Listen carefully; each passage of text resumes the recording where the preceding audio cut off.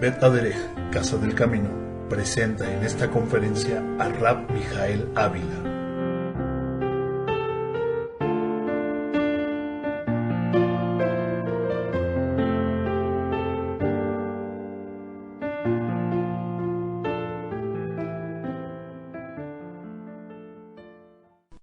Bien, Shabbat Shalom desde la sinagoga Bet Aderech en la ciudad de Cuernavaca, Morelos, México, en esta bella ciudad, bella ciudad, lastimosamente perjudicada por los últimos eventos.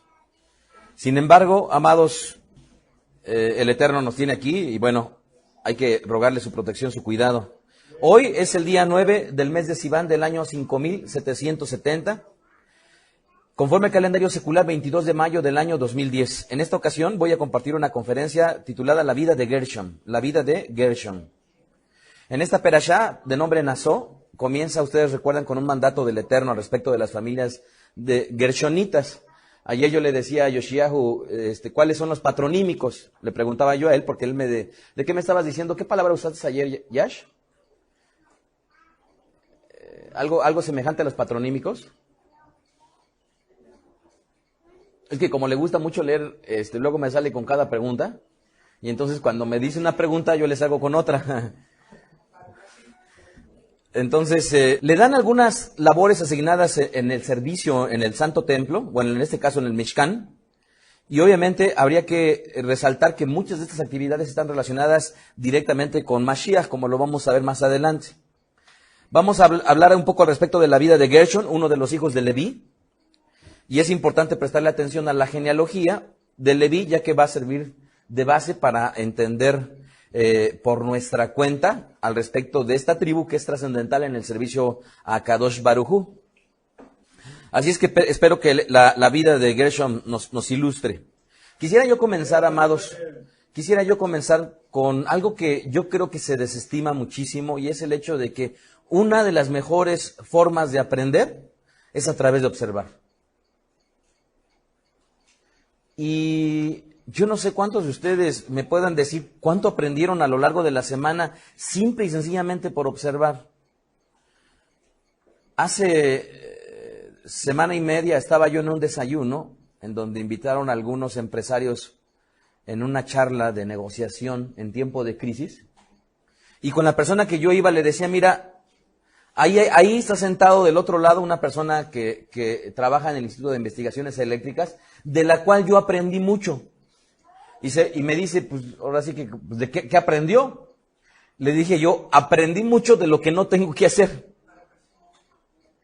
Y le decía yo, y le explicaba, esta persona que está ahí sentada, yo dependí de él en mis prácticas profesionales. Y recuerdo que siempre se regodeaba con la gente diciéndole, es que él está aquí de practicante y yo estoy aquí al frente de él. Y que cuando yo le iba a pedir un permiso me decía, sí, tómate la tarde, pero me las repone las horas. Y de una forma en la cual a mí me incomodaba muchísimo. Y le decía yo, y hasta la fecha, ahora que nos seguimos viendo en eventos, de todos modos sigue diciéndole a la gente que yo hice mis prácticas con él. Y entonces le decía yo aprendí mucho de él, no porque él me lo enseñara, sino porque yo vi lo que no quería yo hacer cuando fuera yo jefe. Pero así como eso, yo les puedo decir que hubo una persona de mi familia, esposa de uno de mis tíos, que me encantaba cómo hablaba. Y de una manera cortés, cordial, y sí, como no, con mucho gusto. No es ninguna molestia, estoy para servirte. Frases como estas, que fue una mujer que yo presté mucha atención a la forma como ella hablaba. Pero así como ello, hace allá algunos años, venía yo de la Ciudad de México cuando ya había progresado en mi actividad profesional, y venía con una persona con la cual le presté yo mis servicios, pero no dependía yo de él. Y veníamos de México a Cuernavaca y tuve una plática muy extensa y le estaba yo diciendo, ¿sabes qué? Yo aprendí mucho de ti. Y me decía, sí, ¿cómo qué? Y le dije, mira, el solo hecho de ver cómo te desenvolvías con muchos de los empresarios de los cuales tú me presentaste, y yo veía cómo es que, obviamente, esos empresarios eran gente de dinero. Y por ser gente de dinero, para poder estar al tú por tú con ellos, tú te hablabas de tú. No les hablabas tú de usted, sino les hablabas de tú. Y para mí en aquel entonces, como lo que yo había aprendido era de que a un adulto se le habla de usted, a mí me costaba mucho trabajo, pero me di cuenta que si yo quería hablarme al tú por tú con ellos, no había más que hablarles de tú. Y les confieso, amados, que me costó muchísimo trabajo hacerlo, pero en aquel momento, no sé, de las discotecas más famosas, como Taís o como Barba Azul, con los dueños yo llegaba y me hablaba de tú, pero yo estaba bien chiquitito. O sea, yo tenía alrededor de 21 años. Pero ¿por qué lo hacía yo? Porque aprendí de lo que yo estaba viendo de esta persona. He tenido la bendición de poder ir a varios eventos con mi hijo y después cuando salimos me dice, papá, ¿y qué aprendiste? Dando por sentado él que muy probablemente de las cosas que se expusieron, no aprendí yo. Y le digo, es que siempre hay algo que aprender. Por mucho que domines un tema, hay algo que aprender. Y ahora tuvimos el privilegio de que nos viniera Baruch de Toluca y nos enseñara respecto de ciertos aspectos para efecto de compartir, para efecto de dar una charla. Y entonces salíamos y me decía Rabari, oiga Ra, pero es que esto, qué padre, qué bueno. Y yo le decía, sí, pero es que si tan solo prestaran atención a cómo yo expongo, sería suficiente como para poder llevar a la práctica muchas de las cosas que se enseñan. Sería suficiente. Pero ¿por qué no ocurre? Porque no prestamos atención a aprender a través de observar. A través de observar. Y entonces, en esta semana, o en la semana pasada, si no mal recuerdo, contratamos en los últimos días, en el departamento, a 4 personas. Y tuve que tomar la decisión de despedir a una. Y entonces lo mismo que les he platicado, llegué yo un día en el departamento, saludo a una persona y se voltea así.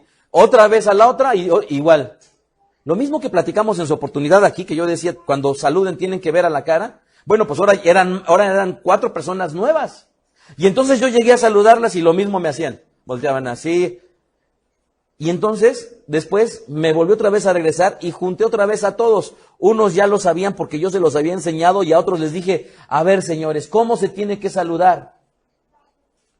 Y le dije, es básico que cuando tú dices salud en el mundo, tienes que voltear a ver a los ojos. Cuando le decimos lejaim, amados, no es lejaim. Es lejaim viendo a los ojos.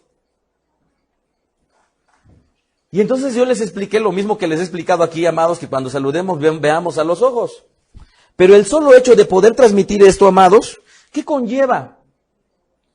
Les decía yo, cuando contestan el teléfono, hay mucha gente que le da vergüenza decir, estoy para servirte. Cuando en realidad, si tú estás prestando un servicio, ¿qué de pena hay en decirlo? Pero muchas veces no se hace porque o piensa que esas palabras tan educadas no son para uno y uno no las tiene que decir, cuando en realidad, amados, son palomitas que uno mismo se pone en nuestras relaciones con las personas que conocemos. Ustedes pueden identificar aquí quién no dice gracias, ustedes pueden identificar aquí quién no saluda, ustedes pueden identificar aquí quién es muy amable, quién es muy atento. ¿Pueden identificarlo? Pero a ver, ¿por qué no nos podemos destacar individualmente en ese mismo servicio? Porque pensamos que tal vez ella es así o él es así. No, amados. No, amados. Si el mismo Rabí Yeshua decía que quien quiera ser el más grande es el que tiene que servir.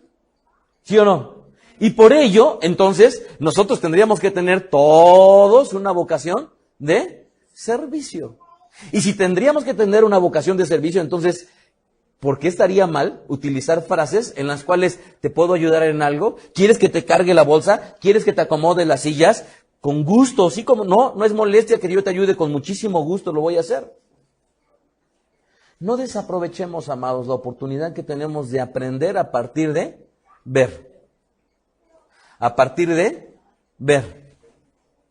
Y cuánto a lo largo de la historia de mi relación con Irán Salimos a la calle y cuántas veces le puedo decir, mira, ve, cómo está combinando la ropa, mira, ve, cómo está hablando, ¿te fijaste en esto? ¿Te fijaste en lo otro? ¿Te fijaste en aquello? Continuo, ¿o no, Irán? ¿Y qué conlleva eso? A ver, ¿qué conlleva eso?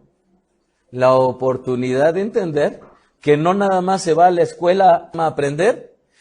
El dicho popular dice que más es la universidad ¿de qué? De la vida, pero muy probablemente la universidad de la vida en los últimos 2 años no nos ha enseñado nada porque no hemos querido abrir nuestros ojos para aprender.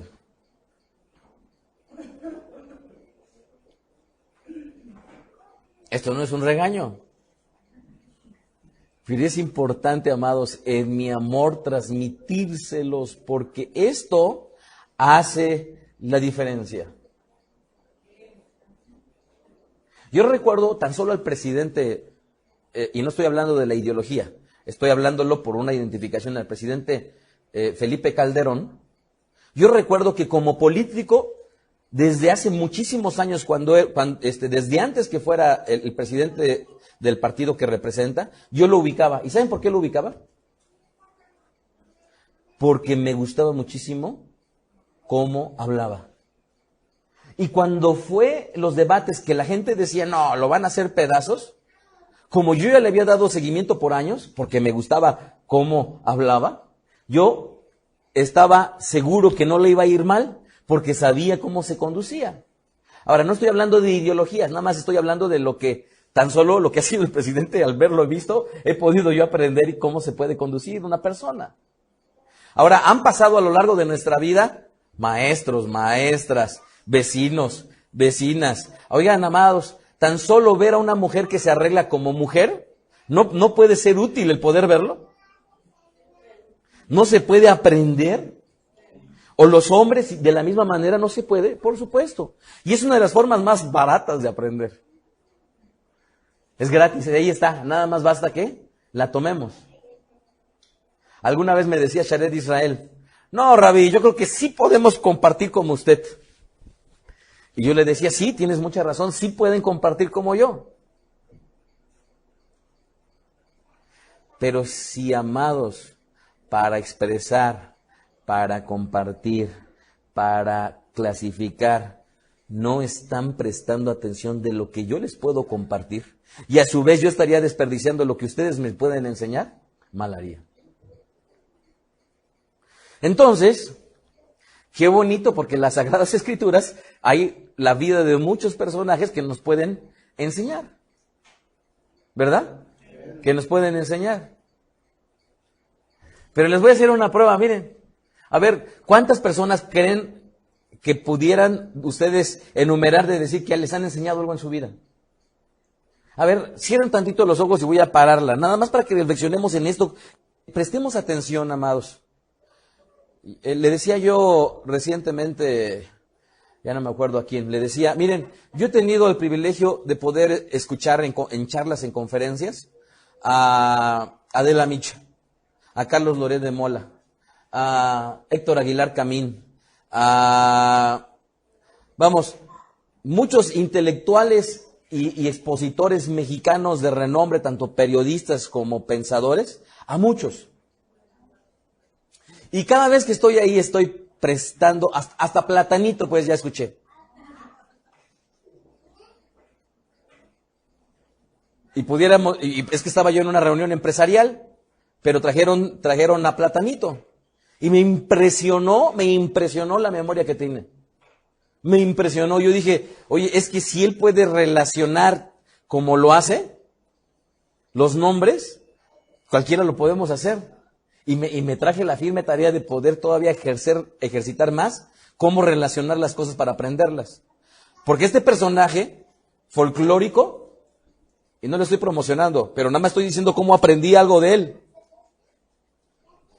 Le decía a la audiencia que era muchísima, ¿verdad? Mi vida estábamos, no sé, ¿cuántos habremos sido? No sé, como 2,000 personas. Y le decía, a ver, ¿cómo te llamas? ¿Tú cómo te llamas? Y ya la persona le decía. Le repetía su nombre y después, así se aprendió como 20, ¿verdad? ¿Mande? O más. a lo largo de 1 hora, 20 nombres o más, pero increíble, ya había pasado ya, no sé, ya prácticamente todo su show, y regresaba con la primera a decirle su nombre. Ayer le decía yo a Rabari, a ver, mi mamá está en la cama 513, permítame, Rabi, lo voy a anotar. No lo anotes, apréndetelo. Y le decía, mira, relaciona el 5 con algo y 13 con la mala suerte. No, Rabi, ¿cómo cree? Cuando menos voy a utilizar los misbot, 613 misbot y le quito 100.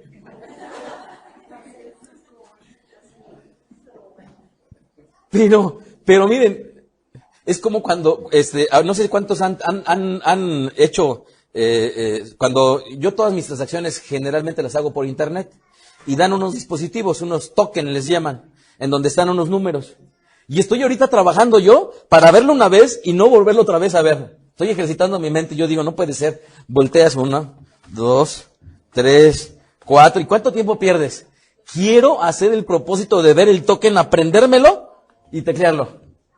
Ya basta, porque ¿cuántos teléfonos hoy en día no sabemos? A ver, Shared, Aarón, ¿cuál es el teléfono de tu hija Eli? El celular. Ya se lo quitó él porque yo vi, por eso le estoy platicando, porque el día de ayer que me habló de su teléfono, yo dije, híjole, ya se lo quitó. Por eso, entonces, ¿en dónde está esa superación, amados? Hay mucho, amados, hay mucho, de veras. En esta vida no se acaba de aprender, no se debe de acabar nunca. ¿Saben ustedes que cuando, y voy a complementarlo con esto, la gente dice que conforme pasa el tiempo, se olvidan las cosas, ¿verdad? ¿Sí? Pero ¿por qué cuando llegan los abuelitos a estar ya encerrados en la casa, empiezan, mi hijita, ¿te acuerdas cuando tú estabas chiquita y tenías 3 años? Te llevé yo al mercado y te compré. Y les empiezan a soltar una infinidad de detalles. ¿Por qué? O sea, los abuelitos que ya están postrados, que ya están recluidos, les dan una serie de detalles y que tú te sorprendes y dices, no es posible. Tanto grado de detalle, ¿sí o no? ¿Por qué? ¿Eso qué indica? Que obviamente, en la medida que ellos ya no tienen una actividad para ahorita, entonces centran en los recuerdos, en traer a la mente esos recuerdos. Ahora, aunque se sabe o se cree que conforme pasa el tiempo, los teléfonos ya se me olvidan, ya no me acuerdo de los nombres, se me olvidan las cosas, ¿saben que han llegado a explicar científicamente que el cerebro no envejece? El problema fundamental es que nosotros dejamos de ejercitarlo. Es ahí en donde está el problema. Vas a la escuela y te obligan a aprenderte, Benito Juárez nació el día del año.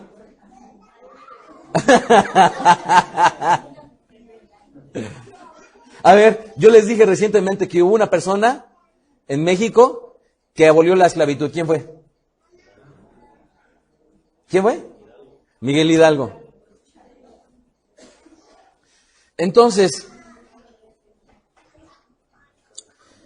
por favor, si ya pasaron los años y creen que se le están olvidando las cosas porque ya pasa la edad, no. Es un problema. Es que tienen que regresar otra vez a memorizarse cosas para que la mente la sigamos ejercitando. ¿Verdad?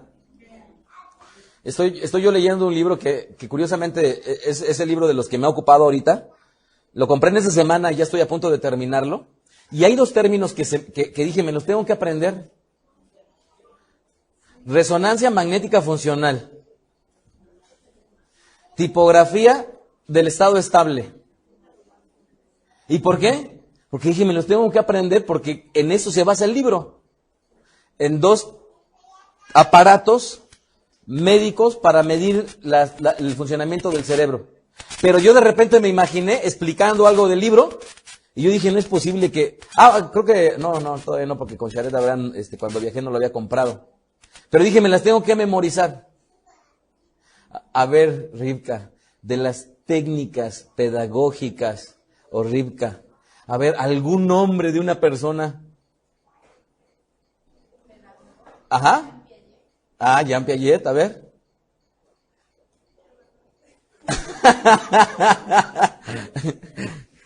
Ok, bueno, eso ya nada más fue un breviario para que nos demos cuenta que necesitamos volver otra vez a memorizar.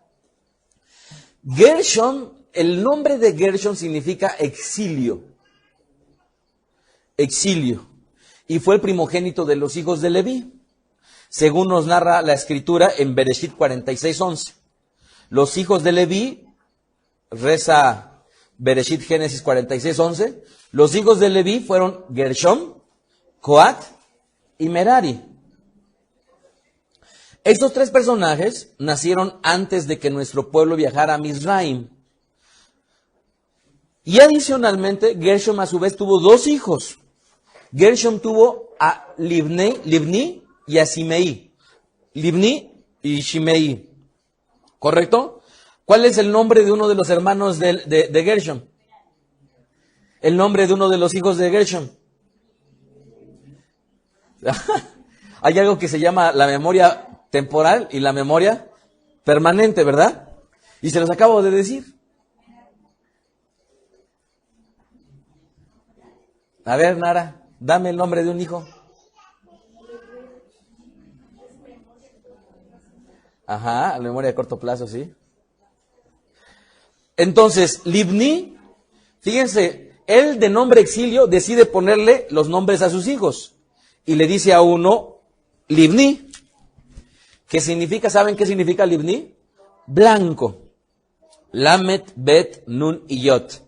Blanco. Y a su otro hijo, Shimi, o Simei, como lo leía en español, Shim, Mem, Ayin y Yot, significa renombrar. ¿Correcto? Uno se llama renombrar y el otro se llama blanco.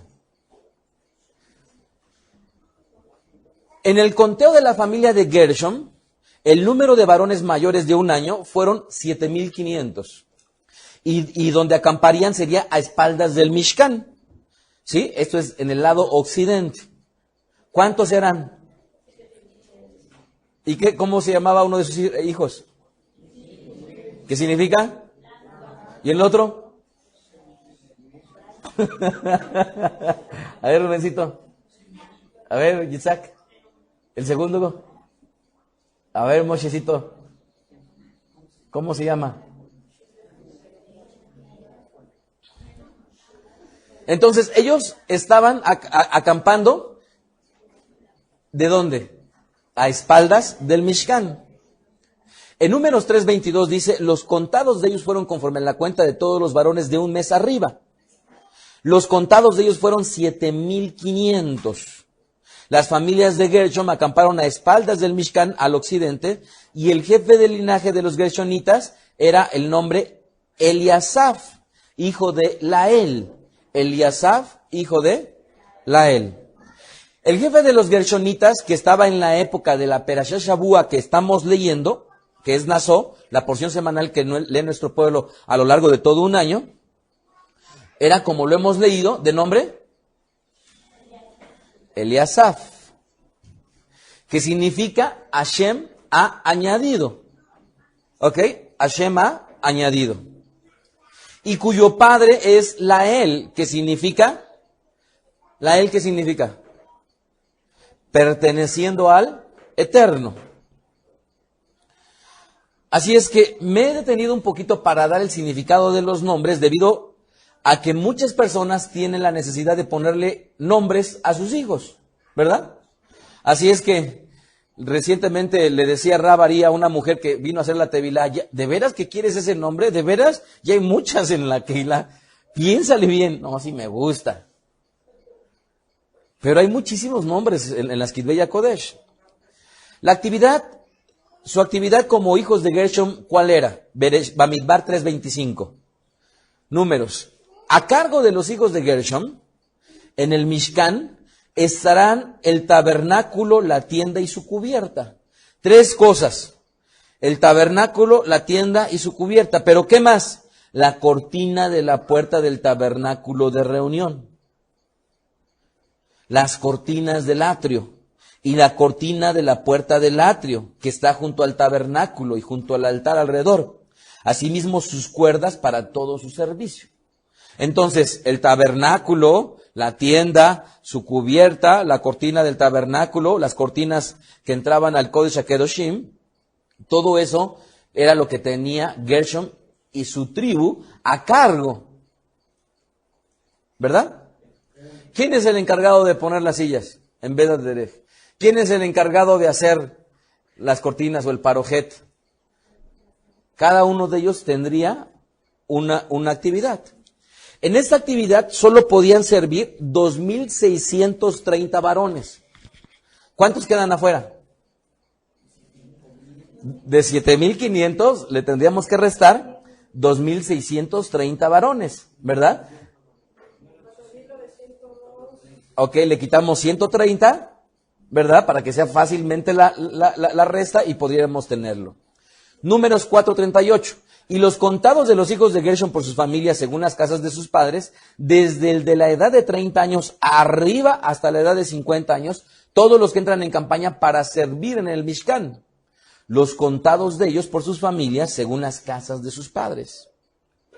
Fueron 2,630, eran los que servían. Estos son los contados de la familia de los hijos de Gershom, todos los que sirven en el tabernáculo de reunión. A ver, acabo de leer, ¿por qué eran 2,630?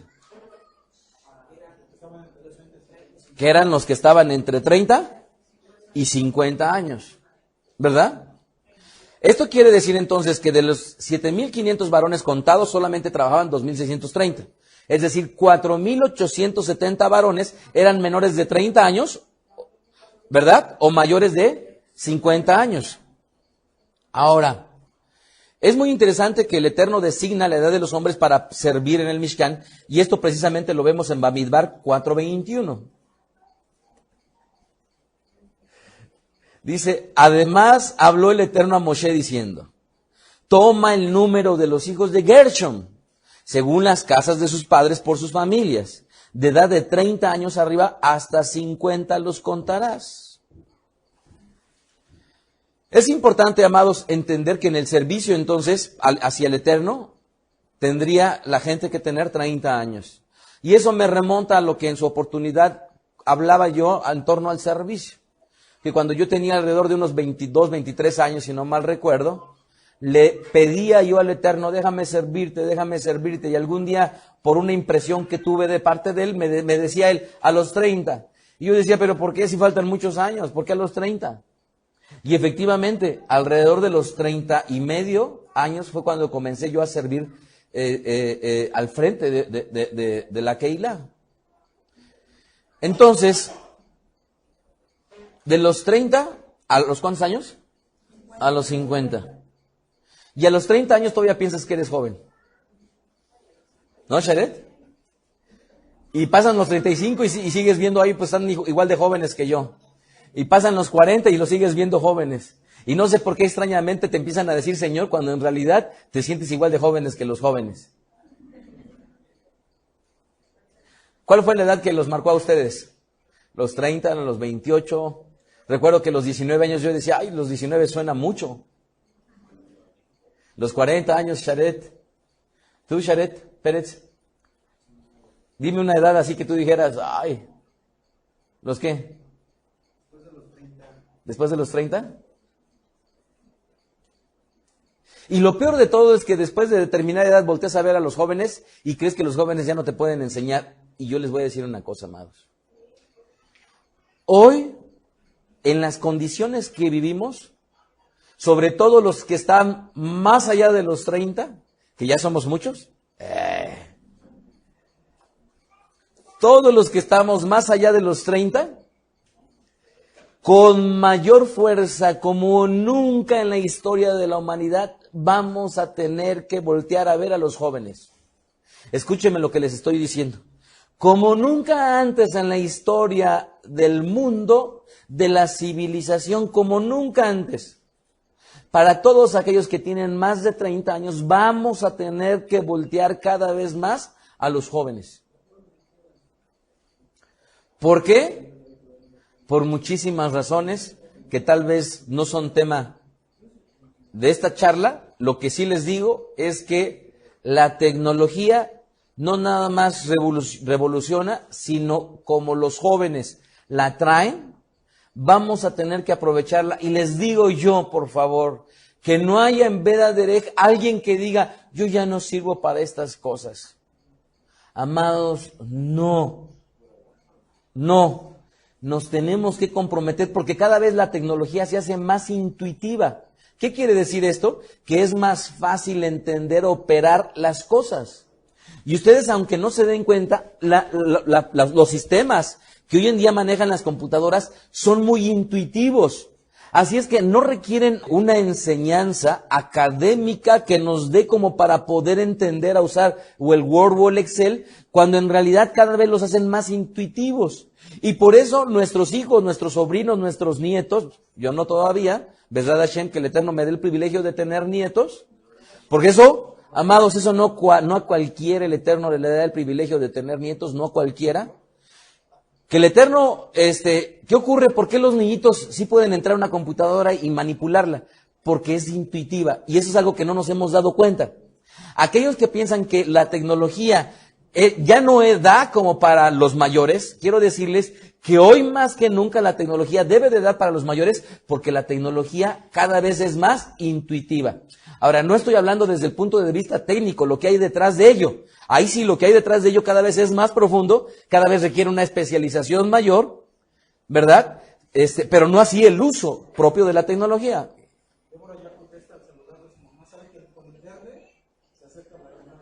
Así es. Así que, dice Bamidbar 7:6, entonces Moshe recibió los carros y los bueyes y los dio a los Levim. 2 carros y 4 bueyes dio a los hijos de Gershom conforme a su servicio. Y precisamente por cumplir con su cometido, eran los hijos de Leví, entre ellos Gershom, los que cuando se movía el Mishkan, ellos tenían que trabajar. Bamidbar 10:17. Después que estaba yo desarmando el Mishkan, se movieron los hijos de Gershom y los hijos de Merari que lo llevaban. Así es que habían tareas específicas que se tenían que hacer. Y una vez que entran a Eretz Sabat Halab, a la tierra que fluye leche y miel, les tocaron 13 ciudades para vivir, a los Levim. Yeshua 21:6. Los hijos de Gershom obtuvieron por suerte de las familias de las tribus de Isahar, de la tribu de Asher, de la tribu de Neftalí y de la tribu de Menashe, en Basán, 13 ciudades. ¿Cuáles fueron las tribus que les repartieron? Ay, no está tan fácil, ¿verdad? No está tan fácil. En fin, entonces, hacemos un resumen. Gershom fue el hijo primogénito de Leví. ¿Él tuvo cuántos hermanos? 2. Los nombres de los hermanos eran Coat y Merari. Ellos sirvieron en el Mishkan, se alimentaron de las ofrendas, y Gershom a su vez tuvo ¿cuántos hijos? Los nombres de ellos eran. Para todos aquellos que dijeron, los jóvenes pueden contestar mejor, amados, nuevamente, la mente al contrario, entre mayor años, tendría que acompañarnos más el conocimiento, y por lo tanto, si lo aplicamos bien, entonces llegaría la sabiduría. ¿Verdad? Yo estoy llenando en mi BlackBerry, tengo muchas cosas, pero una de las cosas que tengo es que estoy llevando un archivo con mis propias frases. ¿Cuántas frases tienen ustedes?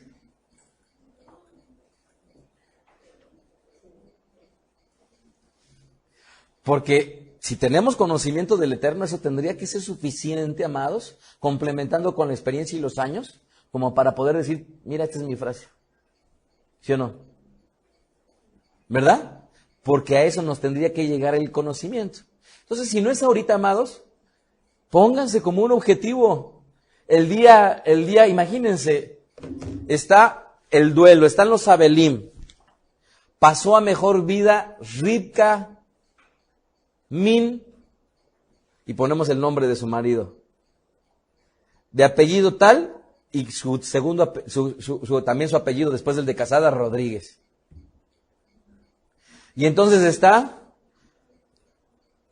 ahí su ornamento, Y aquí está. Las frases de ellas eran,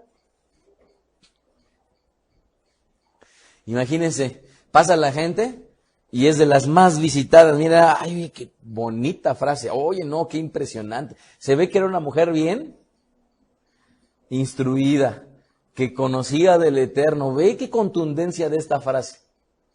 Ahora, esto que parece loco, pero a final de cuentas, amados, el conocimiento, nosotros, por tenerlo del Eterno, tendríamos que aspirar a muchas más cosas. Así lo creo, y hoy con mayor contundencia. ¿Es verdad? ¿Es correcto o no? Les decía yo una de mis últimas frases, no es cierto. Entonces, de este resumen, amados, entonces, de todo lo anterior, quiero resaltar el hecho de que la edad para servir al Eterno entonces son de 30 hasta 50 años, en el caso de los Levim que servían en el Mishkan. Estoy hablando nada más de ellos. Correcto, entonces, Números 4:2. Toma la cuenta de los hijos de Coat, de entre los hijos de Leví, por sus familias, según las casas de sus padres, de 30 años hacia arriba. Y lo mismo ocurre en las familias de Gershom, y lo mismo ocurre en las familias de Merari. ¿Qué tenían en común ellos tres? No, Coat, Gershon y Merari, que eran hermanos. Ya podríamos sacar entonces las preguntas para el examen de la yeshiva.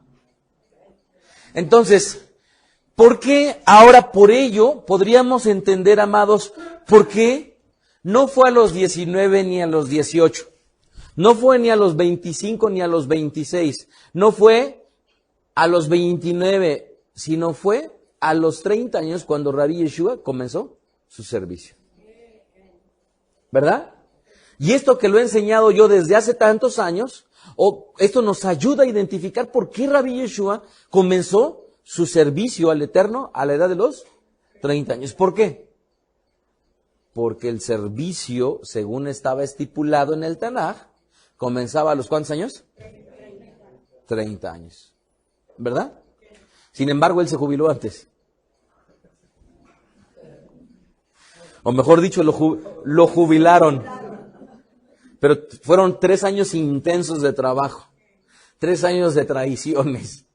3 años de servicio a la gente con una mala paga. Pero en fin. En fin.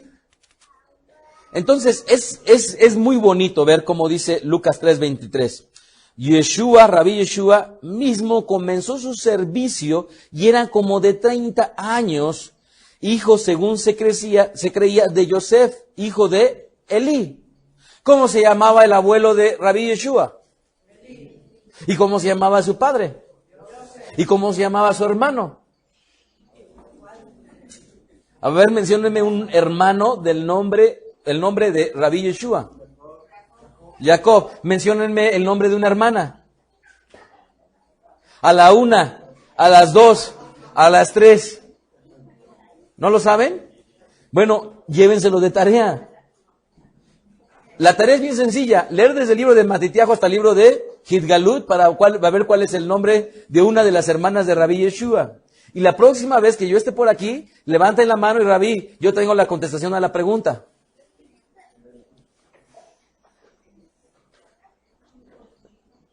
Y si alguien se la sabe, no lo diga, por favor. Y si alguien se la sabe, no lo diga, por favor, sí. Así que es importante, ya que mucho se ha especulado al respecto de lo que sucedió en los años previos de la vida de Rabbi Yeshua. Cuando salió la gran controversia del libro apócrifo, ¿de quién?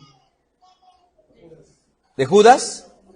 Yo lo leí precisamente para entenderlo y ahí pude comprender que ahí venía la historia fabulosa de cuando hizo de un lodo un pajarito. Sin embargo, no obstante, hay registros en escritos apócrifos al respecto de la adolescencia y de la niñez. Amados, yo me podría concretar que si el Eterno no dejó una enseñanza de los años previos, tuvo su razón. ¿Y cuál es la principal razón que tuvo el Eterno para no dejar nada previo a los 30 años? ¿Cuál fue la principal razón? ¿Cuál? ¿Perdón? Madurez, no, digamos que tibio.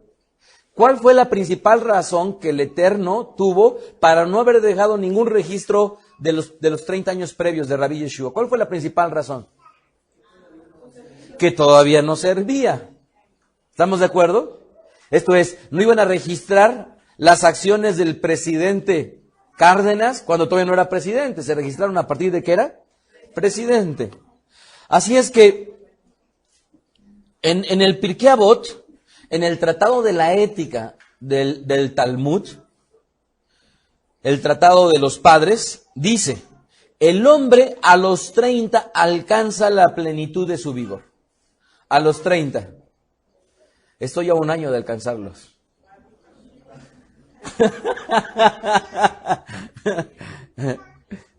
Shalom. Felicidades, no hagas ruido, ¿eh? Órale. Así que no nos dejemos engañar, amados, al respecto de los supuestos hechos previos a la vida de Rabbi Yeshua. Tenemos muy claramente que lo único que registra Lucas 2:7 es que él se circuncidó. ¿Estamos de acuerdo? Lucas 2:21 que él lo llevaron a presentar. Lucas 2:22 que cuando él era pequeño subió a la fiesta de Pesaj. Lucas 2:42 una tevila de él previo a su servicio. Y Lucas 3:21 todos los eventos trascendentales, ¿verdad? ¿Por qué? A ver, díganme, amados. Otra pregunta. ¿Por qué Rabbi Yeshua bajó a la tevila cuando Yohanan Hamadí le estaba diciendo arrepiéntanse? ¿Por qué? ¿Rabbi Yeshua se tenía que arrepentir? ¿O cuál fue la razón por la cual bajó a la tevila? ¿Tenía que dar ejemplo? ¿Alguna otra idea?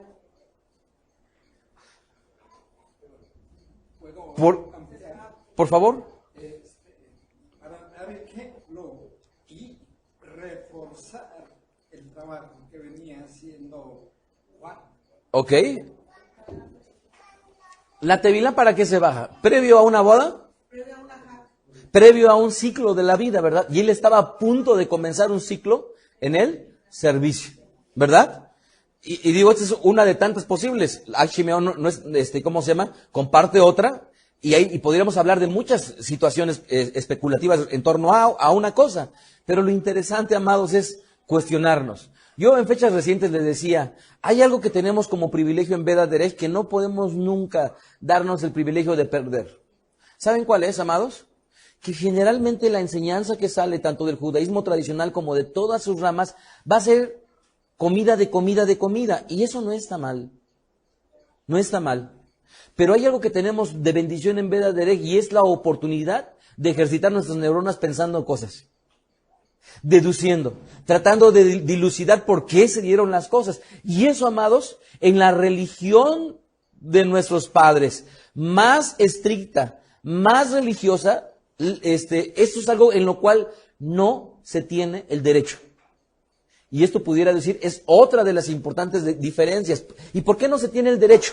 Porque escrito está tanto en la Torá como en el Talmud. Y por lo tanto, ahí está. Y ya no se puede llegar a más. No obstante las discusiones y las dilucidaciones. A final de cuentas, no obstante que nuestro pueblo se acostumbra a discutir, pero se va a llegar a una conclusión, estar de un bando o de otro, pero de algo que ya está escrito.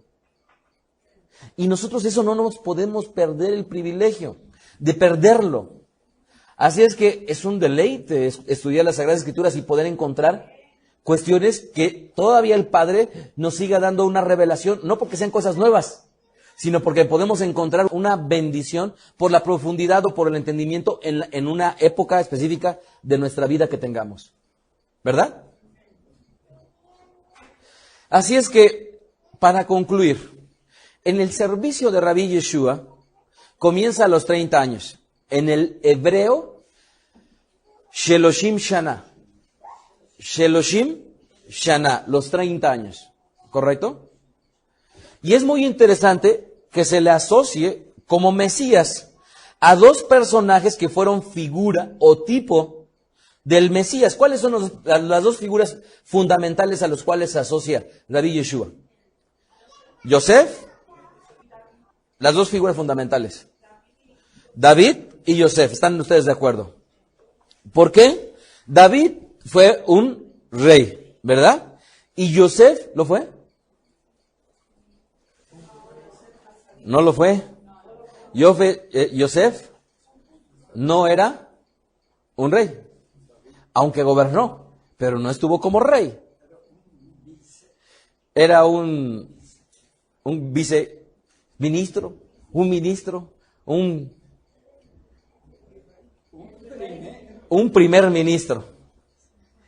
Así es que, por ello es que a Rabbi Yeshua se le asocia como Mashiach ben David, un rey que reina, que gobierna, y como Mashiach ben Yosef, que previo a encumbrarse, sufrió lo indecible a manos, curiosamente, de su propia familia. ¿Verdad? A manos de su propia, particularmente de sus propios hermanos. Así es que del lado de Mashiach ben Yosef, entonces sufrió desprecios de sus hermanos, al igual que Rabbi Yeshua, ¿verdad? Fue amado de su padre, fue apresado igual que Rabbi Yeshua, fue amado por Yosef, en este caso, curiosamente, su padre se llama Yosef, y las autoridades no judías dictaminaron su veredicto en contra, al igual que con Yosef. A final de cuentas, se dictaminó que se iba a hacer con él, se iba a apresar y en su oportunidad lo querían matar, ¿verdad? Pero al igual que Yosef, Mashiach Yeshua vendría a salvar a nuestro pueblo. ¿Estamos de acuerdo? Porque gracias a Yosef, una figura de Mashiach salva a Am Israel de la muerte por el hambre, y Rabbi Yeshua vendría a salvar a nuestro pueblo. Así que de esos dos personajes, si definitivamente estudiamos su vida, detrás de ello mucho aprenderíamos de Rabbi Yeshua.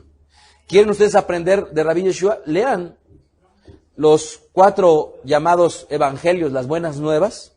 Pero también podemos leer mucho de la vida de Yosef para entender a Rabbi Yeshua, y podíamos leer mucho de la vida de David para entender a Rabbi Yeshua.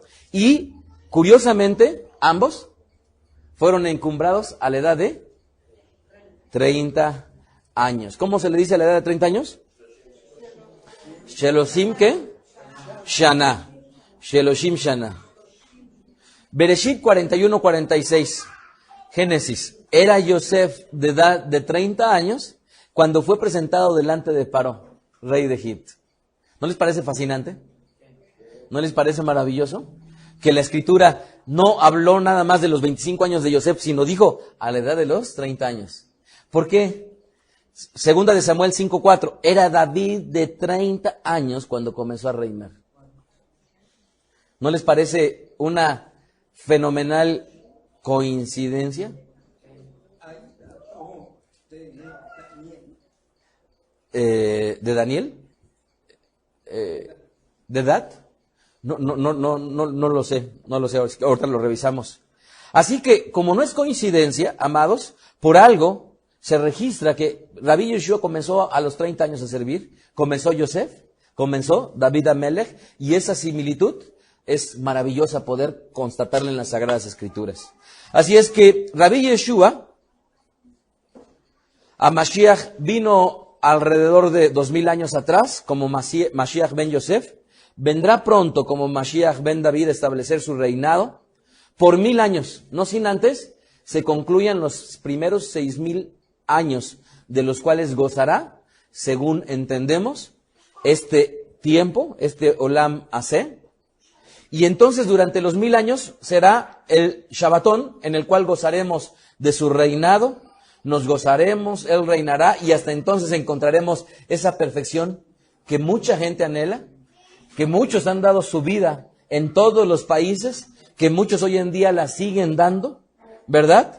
Y que roguemos que esa perfección nuestros ojos puedan verla. Así es que Leshana Abba Birushalayim et a Mashiach. El próximo año en Jerusalén con el Mashiach. Desde la sinagoga Beda Derek se despide el rabino Mijael Ávila de Beda Derek deseándoles Gen Beshalom.